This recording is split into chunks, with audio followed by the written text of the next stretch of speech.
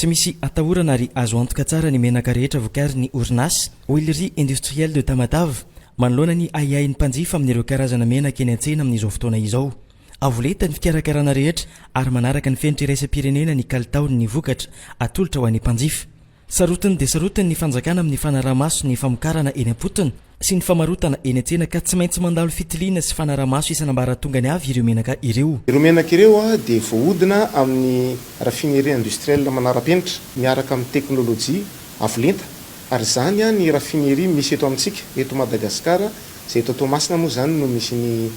raffinerie ary ny menaka izay vokariny ihany koa dia mandalo ataontsika hoe fanaraha-maso mandalo fanadiadiana ara-tsiansa any amin'ny laboratoire ofisialin'ny ministeran'ny fahasalamana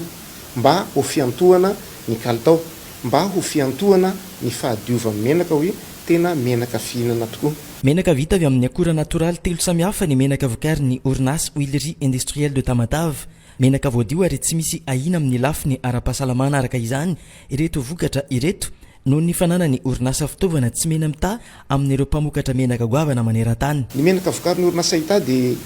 tsy misy akora mampidi-doza satria menaka natoraly izy io araka izany hoe soja, palma, tournesol ary ny menaka voatonga ny ataontsika hoe huile brute na ny menaka mbola tsy voahodina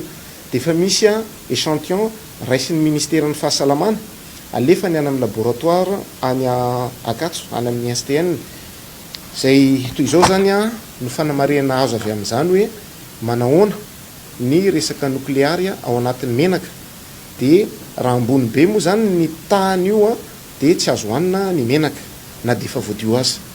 dia rehefa mahazo an'ity hoe